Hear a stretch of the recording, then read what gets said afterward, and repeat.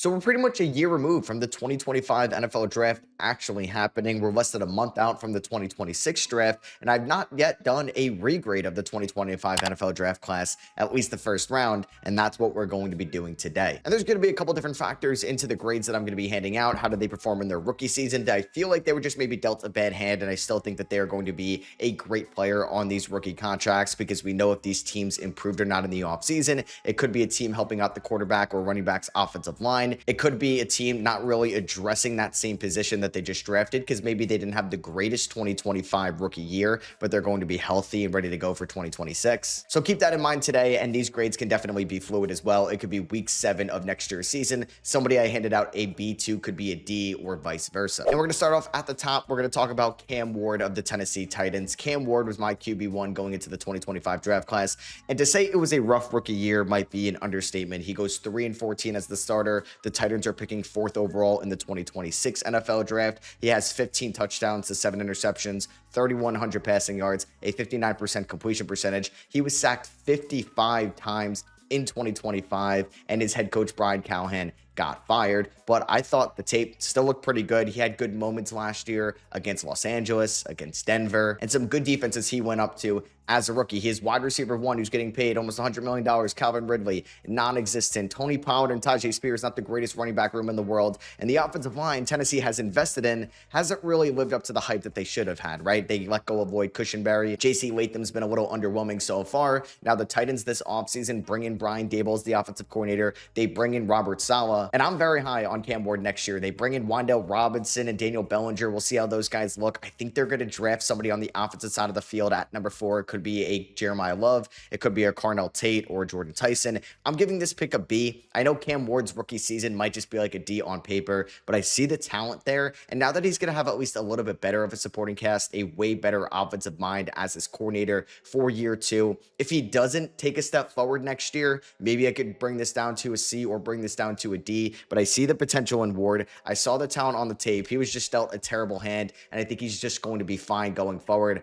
I would still take him number 1 overall in a redraft over Jackson Dart or Tyler Shuck. That might be a hot take. Next up, we're going to talk about the number 2 overall pick, the night of the 2025 draft. It was supposed to be the Cleveland Browns. They trade down with the Jacksonville Jaguars, who move up to select Travis Hunter, the corner and wide receiver out of Colorado. They traded away their first-round pick at number 5. They traded away the 36th overall pick, which netted the Browns Quinshon Judkins. They traded a 4th-round pick, which netted them Dylan Sampson, and their first-round pick in the 2026 draft in exchange for Travis Hunter and actually a 4th and 6th. One of those was used on Bashal Tuden, who could definitely be the RB1 in Jacksonville next year. So we're taking into account the factor as well that they gave up 2 first-round picks and a 2nd essentially to go up and get Travis Hunter. Now, the idea of Travis Hunter in theory is so interesting, right? You can get somebody that could be a top 10 corner in the league and maybe a top 20 receiver, and now you are going to be saving a ton of money on both sides of the field if this guy can legitimately be a stud on both sides, which the Jaguars definitely thought he was going to be one since they gave up all this draft capital. And James Gladstone and Liam Cohen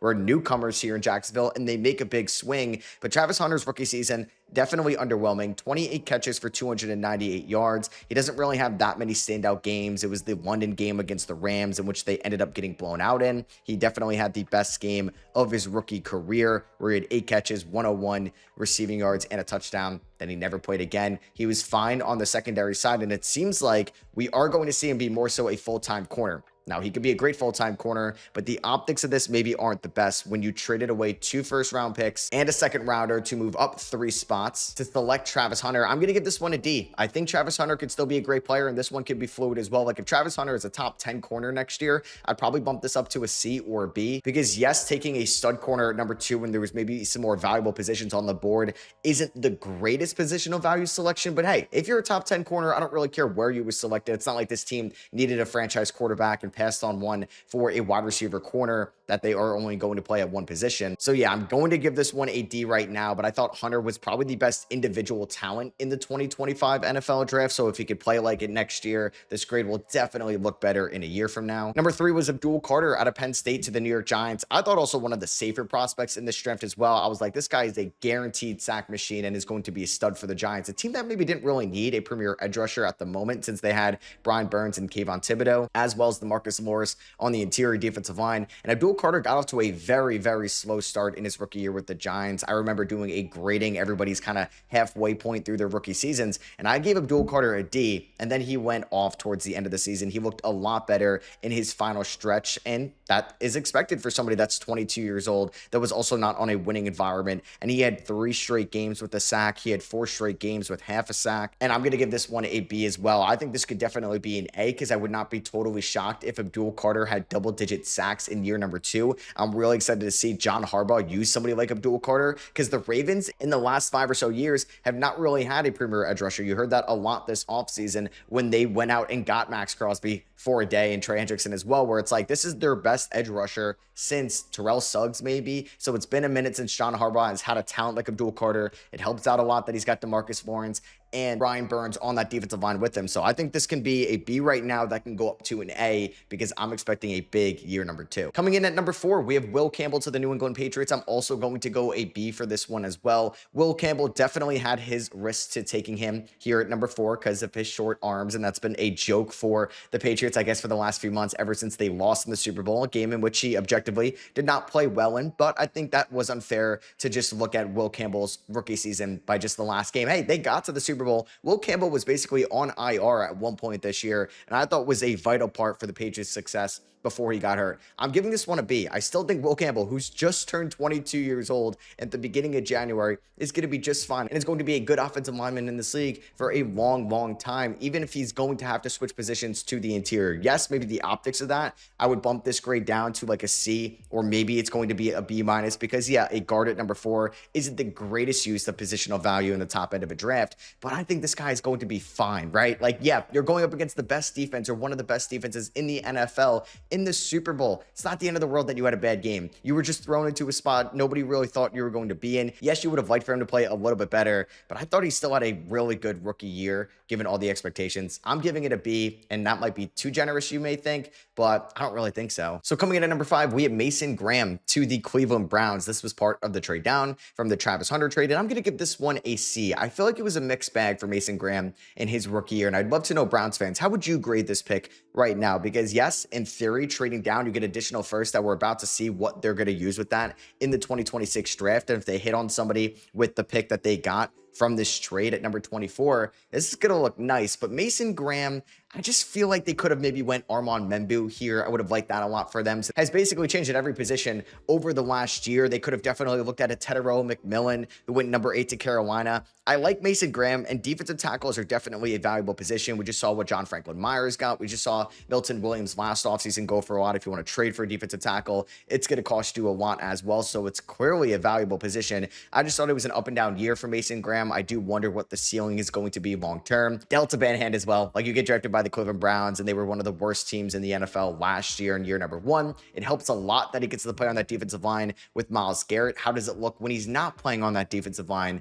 with Myles Garrett one day? We'll have to wait and see. I'm indifferent, like I said. I'm putting it at a C. You can let me know if you would maybe go to a B, or would you go to a D as well? Very similar grading to my next one here at number 6, Ashton Jeanty to the Las Vegas Raiders. So if we're just grading his rookie season, it would probably be a D. 975 yards, 3.7 yards per carry, 5 touchdowns on 266 carries, playing all 17 games as the 6th overall pick is definitely not worth it. But when you look at the offensive line, the offensive coordinator, the head coach, the quarterback, you could see why Ashton Jeanty somewhat underperformed his rookie expectations, because they had a clear house, right? Like, Pete Carroll no longer there. The offensive coordinator, Chip Kelly, got fired midway through the year. The offensive line coach is gone. Geno Smith is gone. And I'm glad this offseason they invested into Tyler Linderbaum. You're going to have Jackson Powers-Johnson playing a more natural position. Colton Miller can hopefully be healthy next year. Maybe they add another offensive lineman or two. We'll have to wait and see. I'm expecting a big year 2 for Ashton Jeanty. So like I said, this would probably be a D, maybe even an F, you want to say, from his rookie year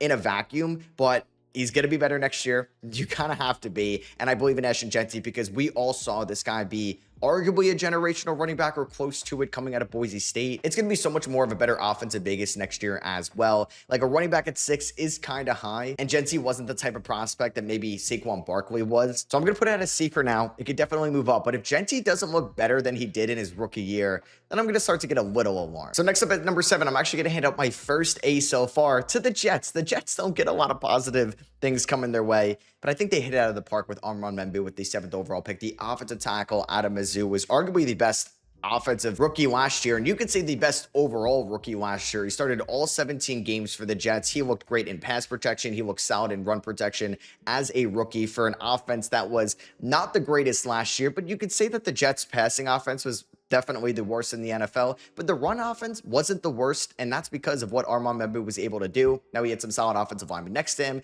like John Simpson, Joe Tippmann. Elijah Vera Tucker was unfortunately out for the year, and then you had Olu Fashanu on the opposite side, but Membu just turned 22 the other day here at the end of March, so he's going to be 22 all throughout year number 2, and I think the Jets got an absolute stud. This is a premier position in the NFL. Tackles are going to make over $100 million on their extensions off their rookie contracts, and they took a stud here who's going to easily overperform what his market value would be throughout this rookie deal, either for Ty Simpson or whoever the next Jets quarterback is going to be at some point next year. It will be Geno Smith, and they just are safe at the tackle spot for the next 10 seasons with Membu there. So I'm giving the Jets an A, and we didn't have a single A till number 7, and we're gonna have back-to-back A's. I'm giving the Carolina Panthers an A for Ted McMillan at number 8. He was clearly the best wide receiver rookie in year number 1. Maybe it was going to be Amecha Ibuka, but then he got hurt throughout the middle point of the season. Tet, for the division-winning Carolina Panthers, had 70 catches, 122 targets, 1,014 yards, and 7 touchdowns. He averaged about 60 yards per game, a 57% catch percentage, 8.3 yards per target. And I think teams just overthought this one as well. Teams were questioning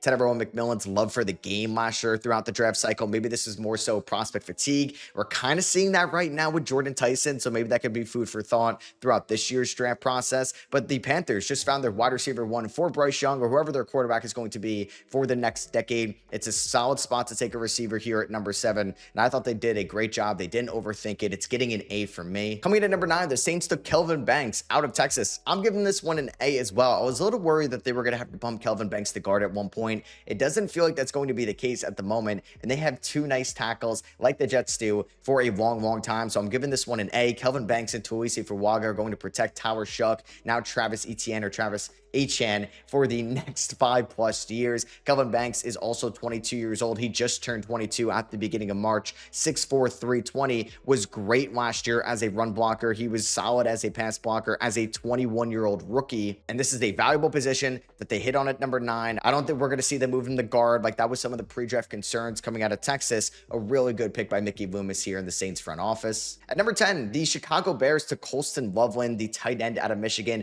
ahead of Tyler Warren. It was a little shocking. Now, maybe at the start of the year, you would give his production a D, an F. They were barely using Coulson Loveland.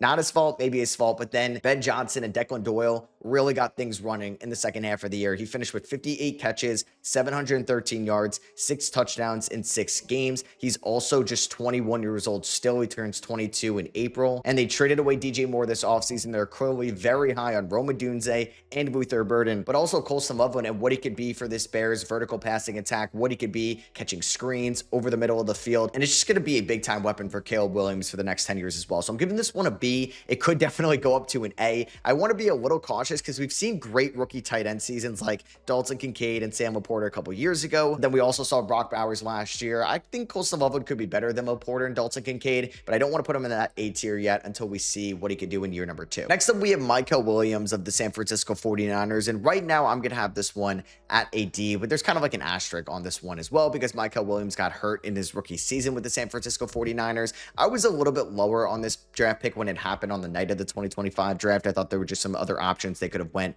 on the board, but like a lot of Niners last year and over the last 3 years, he tore his ACL, so I'm a little worried how he could be recovering from the ACL. Now, completely different modern medicine, right? And he's 21 years old. He could be just fine going into year number 2. And he should get a little bit of a benefit playing on the other side of Nick Bosa, who tore his ACL, and their newly acquired defensive lineman in Oso Odigizua from the Dallas Cowboys. And we'll see what the Niners do with their first-round pick at number 27 on the night of the 2026 draft. But I'm a little hesitant on what he could be long-term. I was already skeptical about this draft pick last year. ACL tear wasn't really great when he was out there at the start of the year either, so a lot of questions about this pick. We're still so early in these guys' careers. He could easily turn it around next year, but for right now, putting it at a D. At number 12, the Dallas Cowboys selected Tyler Booker, the interior offensive lineman out of Alabama. I'm going to be giving this one a B. I thought Booker was also pretty solid for the Dallas Cowboys in his rookie year. He, along with Tyler Smith and TJ Bass and Cooper Beebe, were all good interior offensive linemen for the Cowboys at some points last year. I think they just need more help on the exterior of the offensive line, more so at the tackle positions.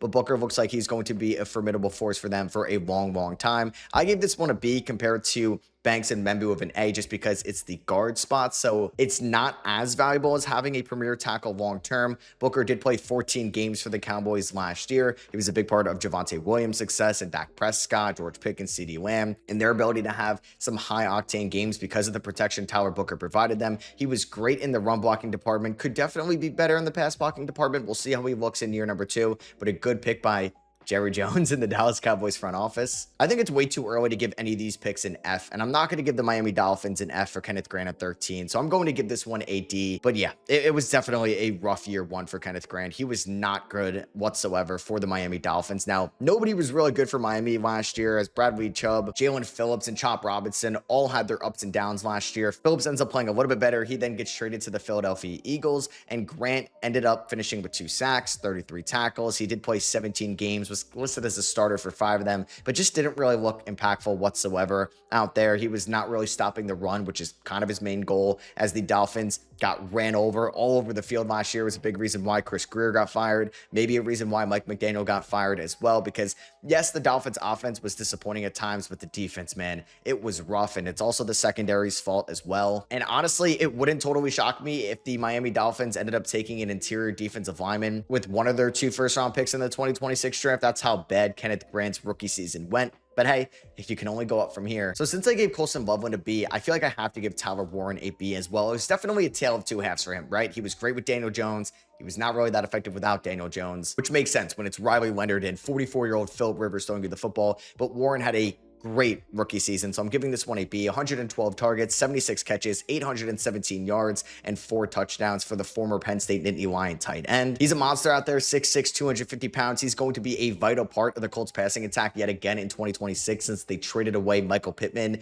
to the Steelers this offseason. They traded Adonai Mitchell to the Jets at the trade deadline in the Sauce Gardner deal. So basically, it's Alec Pierce, who they just paid big time money, Josh Downs, maybe they end up drafting somebody, but it's also going to be Tyler Warren, maybe as the #1 target for them next year again. Hopefully we see that connection that he had in the first half with Daniel Jones all throughout year number 2, because he could definitely get over 1,000 yards as a sophomore. At number 15, the Atlanta Falcons took Jalen Walker, the edge rusher / linebacker out of Georgia. And I'm going to give this one a B as well. You can make an argument this should be an A, given how good Walker was in the run defense department, but I just wonder what his position is going to be going forward. He just basically lined up as an edge rusher on the defensive line last year, did not really play as an off-ball linebacker. That was a ton of Caden Ellis in 2025. Not sure if Jalen Walker is going to be like a double-digit sack guy in his career. He did get 5.5 sacks as a rookie, started technically 9 games out of his 15. We'll see what happens with this Falcons defensive line going forward. We'll talk about it a little bit more with their other first-round pick later on. At number 16, the Arizona Cardinals selected Walter Nolan, the interior defensive lineman out of Ole Miss. I'm going to give this one a C right now. Now, I think Walter Nolan, in the limited sample we saw him playing in 6 games,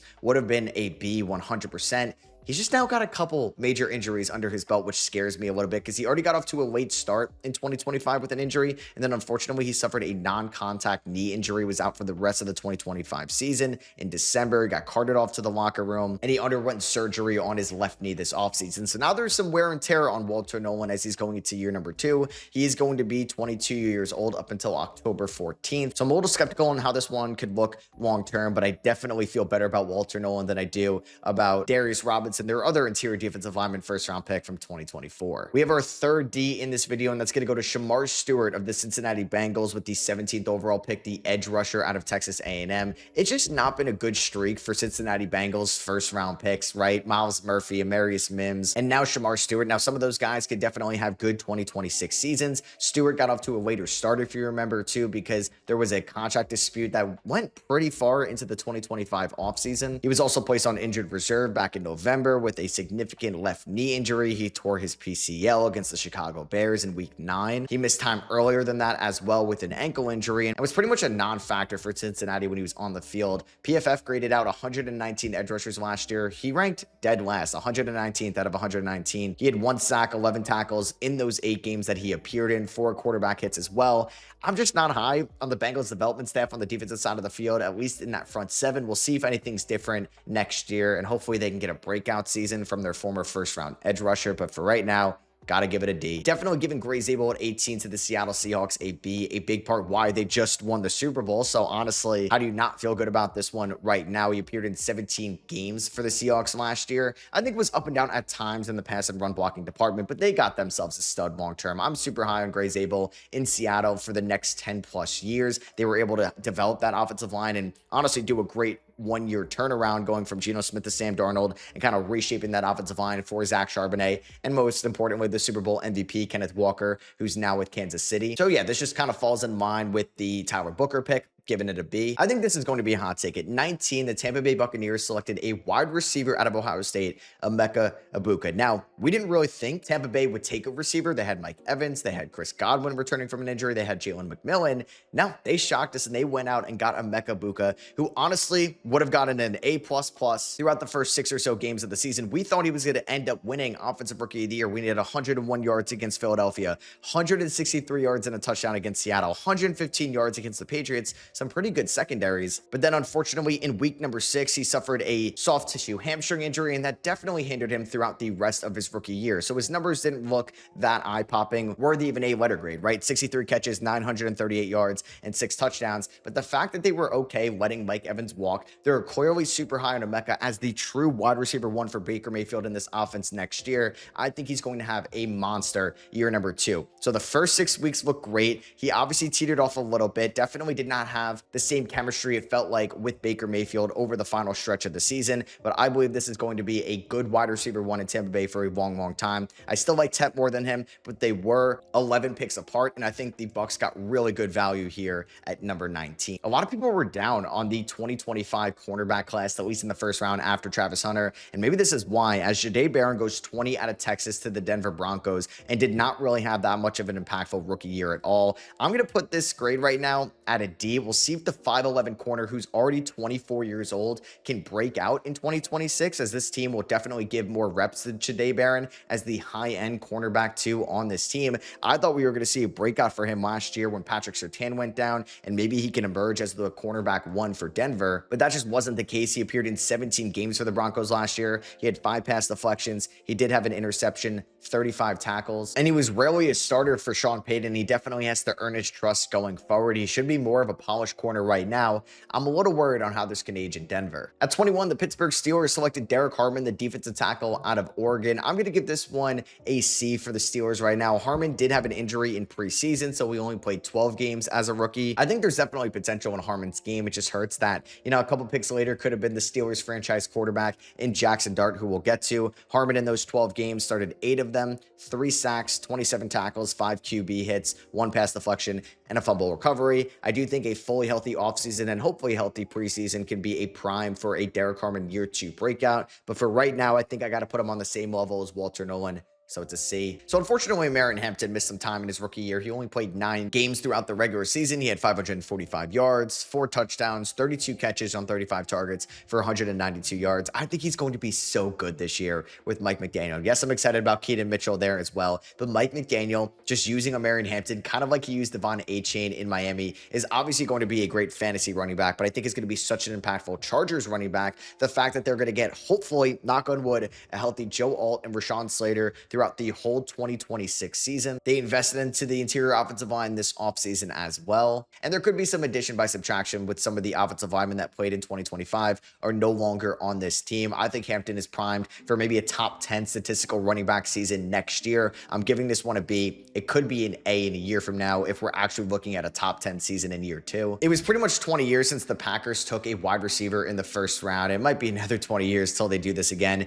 Yeah, I'm giving Matthew Golden's rookie season a D, and how I kind of feel about him going forward. You can make an argument that, you know what, there could be a prime breakout season next year with Romeo Doubs no longer being there. And I could still see Jaden Reed or Christian Watson or maybe a newcomer become the wide receiver 1 target in Green Bay. We'll see how healthy Tucker Kraft looks next year as well. But it was definitely an underwhelming year 1 for Matthew Golden, the speedy receiver, the combine standout from last year's class. 29 catches, 361 yards, and 0 touchdowns in 14 games for the Packers last regular season. And it's kind of ironic that his best game as a rookie came in the playoffs against the Chicago Bears in their wildcard weekend loss. They lost 31-27 on the road. He had 4 catches, 81 yards, and his first receiving touchdown of his career. So I have to give this one a D right now. We'll see how Matt LaFleur uses him next year. I was a little bit lower on Golden last year. There was a clear drop-off, I thought, between the top two guys of Ibuka, Travis Hunter, and Temp McMillan. So we'll see how year 2 looks, but I got to give it a D right now. I thought it was an up and down year for Donovan Jackson in Minnesota. Now, everything that Kwesi has touched, I'm now skeptical on how I think they could look long-term, but I do feel like there's going to be a lot more playing time for Donovan Jackson in year number 2. Last year as a rookie, he did appear in about 795 snaps, but they're going to need him to look even better in year number 2. It's going to be Aaron Jones and maybe Jordan Mason again. We'll see if they add maybe another offensive weapon this offseason, but we know Kyler Murray is going to be their quarterback going forward. They invested a lot in the offensive line as well, going after Will Fries and Ryan Kelly. Some of those worked out, some of those didn't, and I'm going to leave it in the middle as a C right now. How could I not give the New York Giants trading up for Jackson Dart at 25 anything lower than an A, right? This would be an A+ if I was doing that, but if you couldn't tell, I'm just doing like solid letter grades of A, B, C, D, and F. Where Jackson Dart last year as a rookie did appear in 14 games for the Giants. He did have a 4-8 record, but we all saw why the Giants lost a lot of games last year. It was the defense. It was bad late game managing by Brian Dable, who ended up getting fired. He went 216 for 339. He had 5 interceptions, 15 touchdowns, a 63% completion percentage, 2,200 yards, and is now the franchise quarterback in New York. He ended up with a 91 passer rating, and it was hard not to see the potential Jackson Dart has. He definitely needs to stay healthy out there because he took some really bad hits